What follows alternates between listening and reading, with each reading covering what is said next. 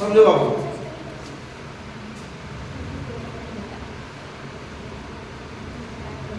Terminate है एक word, एक है नॉन टर्मिनेट।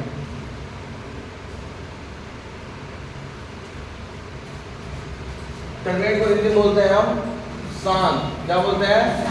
शांत। इसको बोलते हैं अशांत। अगर इंग्लिश वर्ड से नाम नहीं क्लियर है तो हिंदी से पूरा पूरा वर्ड ही क्लियर है। अगर बोला टर्मिनेट मतलब हिंदी में शांत, इसका मतलब ये है अगर कोई डेसिमल आएगा उसको आप फ्रैक्शन में कन्वर्ट कर दिए और कंटिन्यू डिवाइड करने के बाद कहीं ना कहीं ऐसा होगा कि ये पूरी तरह से डिवाइड हो जाएगा। अगर पूरी तरह से डिवाइड हो जाता है तो क्या आपका टर्मिनेट, और अगर नहीं होता है तो क्या है?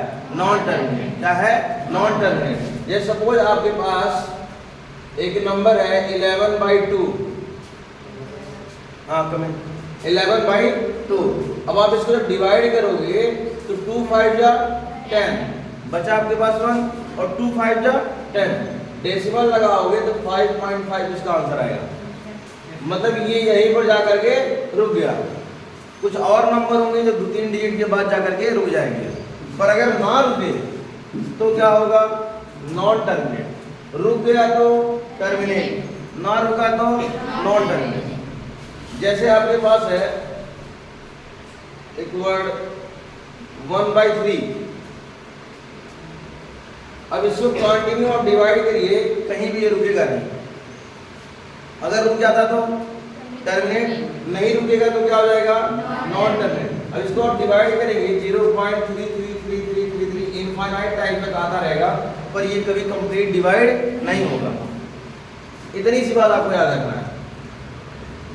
अगर कंप्लीट डिवाइड तो टर्मिनेट, कंप्लीट डिवाइड नहीं तो नॉन टर्मिनेट। अच्छा, कंप्लीट डिवाइड क्यों नहीं हो रहा होगा? ये बात आपको समझ में आ रही है? कंप्लीट डिवाइड इसलिए नहीं हो रहा है क्योंकि बार बार उसमें रिमाइंडर बच जा रहा है। जहां रिमाइंडर बचता रहेगा, जहां शेषफल बचता रहेगा, वही नंबर कभी डिवाइड नहीं होगा। और अगर रिमाइंडर ना बचे तो कंप्लीट डिवाइड हो जाएगा। जैसे आप यहां देखो, अगर इसको बचपन वाले तरीके से डिवाइड करो, यहां 1 और यहां 3, डेसिमल लगाओ 0 आ जाएगा। 3 3 जा 9, रिमाइंडर 1 बचा, डेसिमल लगाया पहले से, यहाँ 0 आ गया। 3 3 जा 9, अगेन 0, 3 3 जा 9। अब आप बार बार देख रहे हो, हर केस में रिमाइंडर आपका बचता जा रहा है, और यही रिमाइंडर जब तक बचेगा तब तक वो कंप्लीट डिवाइड नहीं होगा। जैसे वो रिमाइंडर खत्म तो आपका डिवीजन भी कंप्लीट। समझ में आया? कोई तकलीफ है? नहीं। तो आप एक लाइन में समझो, अगर कंप्लीट डिविजिबल, क्या बोलो? Complete divisible, then it will be terminate।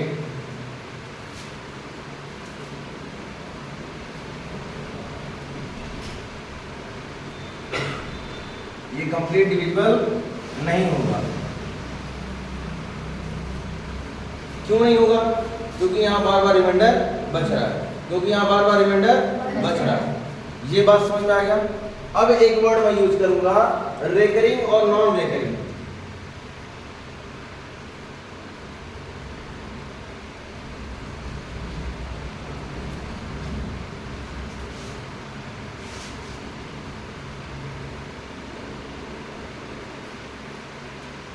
Recurring का मतलब वो होता है कि बार बार कोई हमको एक पैटर्न फॉलो होता हुआ नजर आवे, या बार बार हमको सेम नंबर मिलता नजर आवे। जैसे मान लो आप कोई नंबर से डिवाइड कर रहे हो और डिवाइड होने के बाद में 0.3737373737 ऐसे ही इनफाइनाइट टाइम तक आता रहेगा। तो आप देख पा रहे हैं 373737 बार बार रिपीट हो रहा है। एक आपको पैटर्न मिल रहा है, बार बार यही नंबर आ रहा है, इसके अलावा कोई नंबर नहीं आ रहा है। एक और एग्जाम्पल ले लेते हैं। जैसे मान लो आपके पास है 567, 0.567 567 567 567, और ये भी आपका इनफाइनाइट टाइम तक है। कहाँ तक बाबू? इनफाइनाइट टाइम तक हो।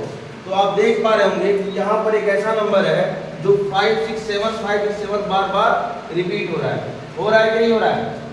अगर ये नंबर बार बार रिपीट ना हो, ये पैटर्न फॉलो ना नजर आवे आपको तो आप बोलोगे क्या है, नॉन रेकरिंग। और ये पैटर्न अगर आपको मिल जाए तो आप क्या बोलोगे, रेकरिंग।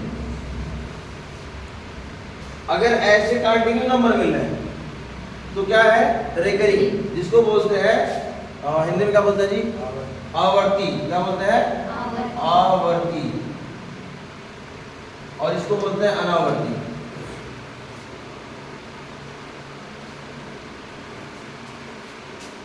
और अगर मान लो आप डिवाइड कर रहे हो, कोई ऐसा नंबर आ रहा है, जैसे मान लो 1.476365219876325325, ऐसे कंटिन्यू इनफाइनाइट टाइम तक ये नंबर चल रहे हैं। अब एक बात बताइए मुझे, क्या इसमें कोई पैटर्न आपको दिखाई दे रहा है? क्या एक पैटर्न आपको मिल रहा है? जैसे यहाँ मिल रहा था, यहाँ क्या था, 373737 मिल रहे थे, यहाँ 567 मिल रहा था। क्या इसमें कोई नंबर बार बार रिपीट हो रहा है? एक पैटर्न फॉलो हो रहा है। आप अगर देखें तो 47 है, यहाँ 63 आ गया, यहाँ 65 आ गया, यहाँ 21 आ गया, मतलब एक पैटर्न आपका नहीं बन रहा है। अगर पैटर्न बन जाता, अगर नंबर कंटिन्यू रिपीट होने लगते तो आप बोल देते क्या है, ये रेकरिंग। और नहीं हो रहा है तो आप क्या बोलेंगे, नॉन रेकरिंग। क्या बोलेंगे, नॉन रेकरिंग। याद रहेगा, कोई तकलीफ है नहीं है। ये इसका एक एग्जाम्पल है और ये रेकरिंग एग्जाम्पल है आपके पास। अब बताइए किस वर्ड में तकलीफ है, टर्मिनेट में, कंप्लीट डिवाइड हो जाए, कंप्लीट डिवाइड हो जाए। जैसे 11/2 आपके पास एग्जाम्पल है, और कोई एग्जाम्पल ले लीजिए। अगर कंप्लीट डिवाइड हो गया तो आप क्या बोलेंगे, टर्मिनेट। कंप्लीट डिवाइड ना हुआ तो आप क्या बोलेंगे, नॉन टर्मिनेट। ये इसका एग्जाम्पल है। फिर रेकरिंग क्या होता है, अगर नंबर हमको बार बार मिलने लगे तो रेकरिंग, ना मिले तो नॉन रेकरिंग। ये चार वर्ड आपको याद रहेंगे। भाई साहब आप तो आने वाले नहीं थे, कैसे आ गए? आइए आइए। हाँ, ये बात तो याद रहेगा आपको। कोई तकलीफ होगा, समझ में आया ये 4 वर्ड? चलो, अगर ये समझ में आ गया तो अब आप सीखेंगे कि डेसिमल को फ्रैक्शन में कैसे करना। ये इसको मैं इरेज कर दूं, इरेज कर दूं, लिखना है। ये तो कल हमने बताया था भाई।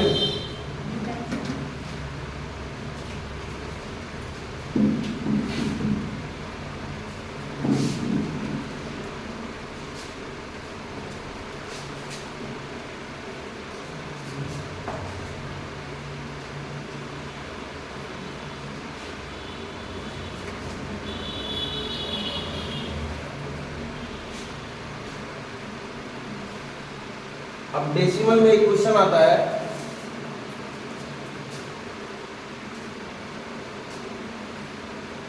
Convert in fraction form. इसमें कन्वर्ट करना हो, भिन्न के रूप में परिवर्तन करना।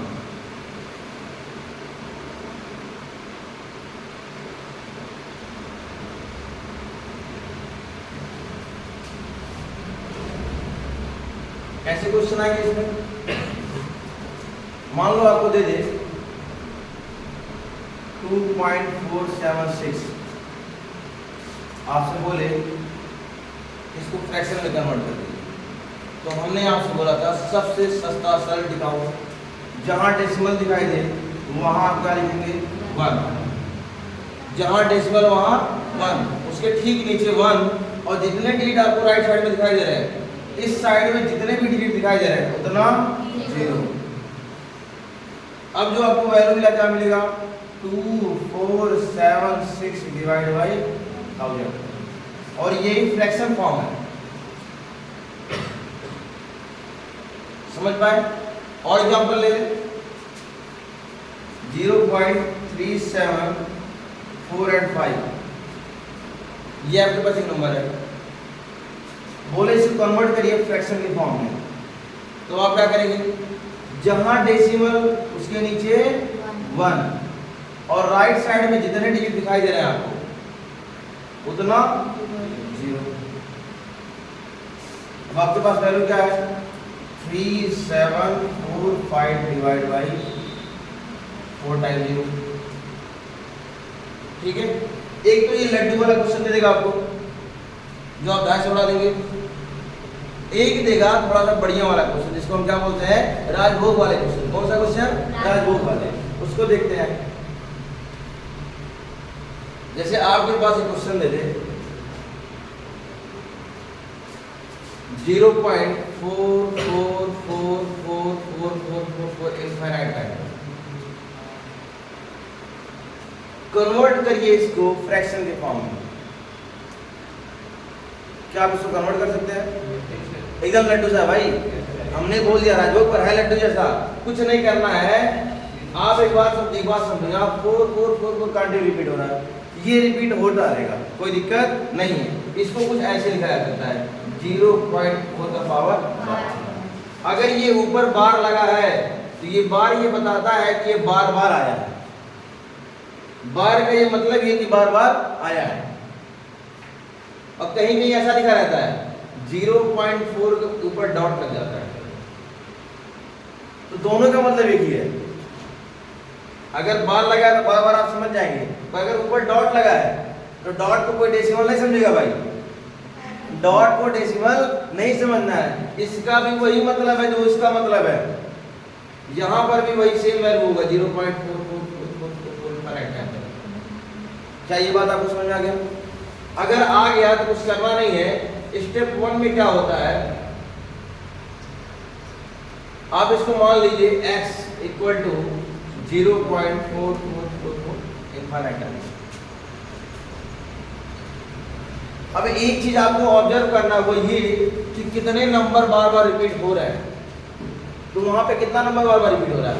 एक ही नंबर है 4 जो बार बार रिपीट हो रहा है, एक ही नंबर है 4 जो बार बार रिपीट हो रहा है। ये बात आपको क्या दे रहा है? आप देखिए यहाँ 4 है, यहाँ भी 4 है, यहाँ भी 4 है, मतलब ये 4 ही है जो बार बार आ रहा है।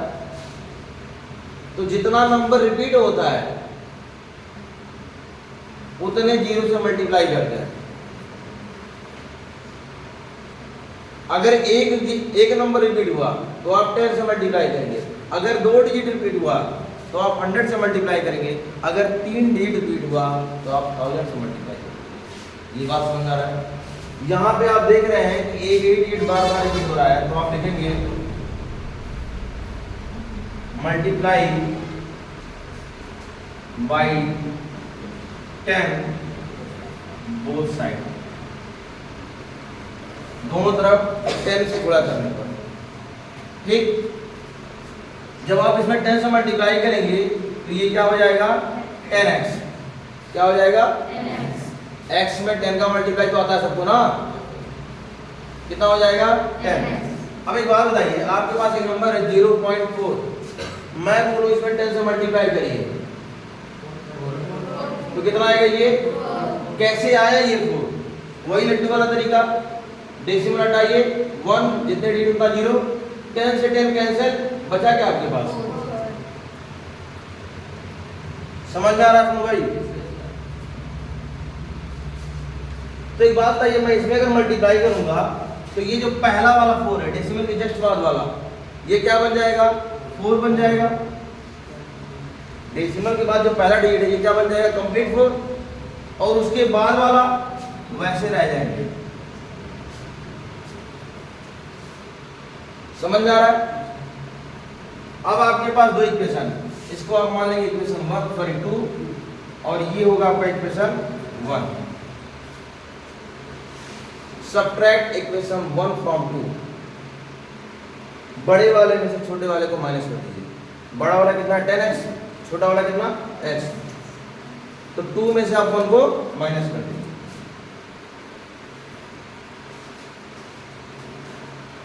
तो माइनस कैसे करेंगे? 10x इक्वल टू 4.444 और x इक्वल टू 0.444 माइनस कर दीजिए। माइनस करना आता होगा, बचपन से आप माइनस किए हैं। 10 में से 1 गया, कितना बचेगा? 9x। कोई ऐसा ना करते x को x से माइनस कर दे भाई पता चला सिर्फ 9 बचा है, ऐसा नहीं होता है। ये 10 टाइम x है, 10 बार x है, ये एक बार x है, तो 10 बार में से एक बार चला गया, कितनी बार बचा? 9 बार x बच गया। नंबरों का पोस्टमार्टम कर दीजिए, तब वहां समझ में आएगा हो क्या रहा है यहाँ पर। 4 में से 0 गया डेसिमल। अब यहाँ देखिए 4 - 4 0, 4 - 4 4 - 4 n टाइम तक, इनफाइनाइट टाइम तक 4 - 4 0 होगा। तो आप यहाँ प्यार से क्या लिखेंगे? 0। तकलीफ है? नहीं है। आपके पास वैल्यू क्या है? 9x = 4। So x = 4/9।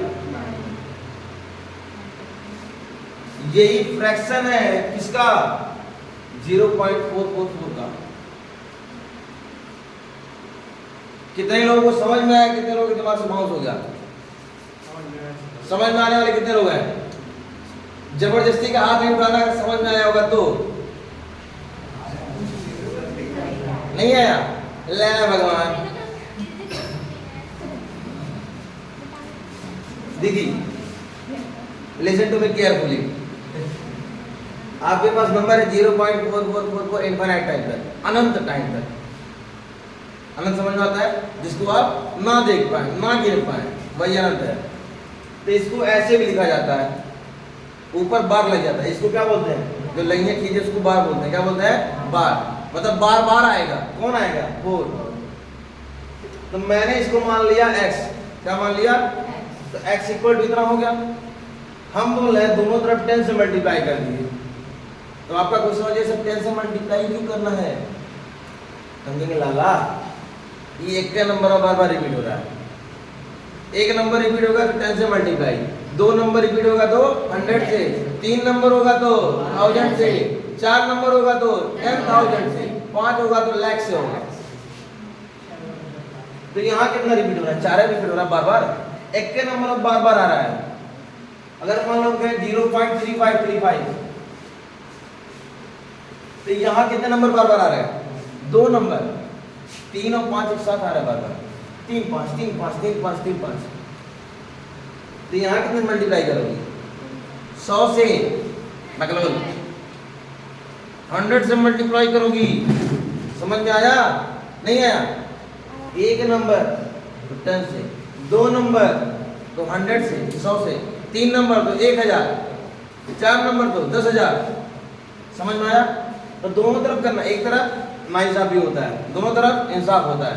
तो दोनों तरफ हम मल्टीप्लाई कर दीजिए। हिंदी में करना पड़ेगा क्या? दोनों तरफ 10 से गुणा करने पर तो आपके पास जाएगा 10x = इतना इतना इतना। जब इसके 10 से मल्टीप्लाई करेंगे पता क्या होगा? है जो अगला वाला 4 है, डेसिमल के जस्ट बाद वाला, दशमलव के तुरंत बाद वाला, ये तुरंत भाग के इधर आ जाएगा। ठीक है? 10 क्या करता है? इसको भगा देता है। किधर भगाता है? डेसिमल के बाद। कहता है तुम उधर जाओ, तुम्हारा काम इधर नहीं है। समझ में आओ कि ना आओ? आओ। तो 4.444 हो जाएगा।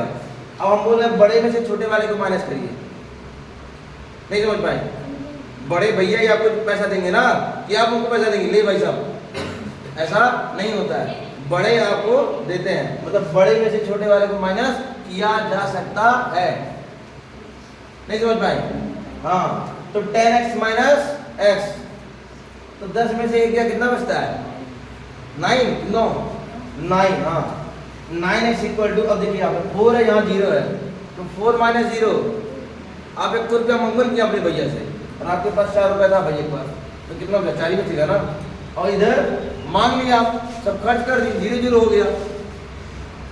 तो 9x = 4, तो x = 4/9। समझ में आओ ना? आओ तो छापो।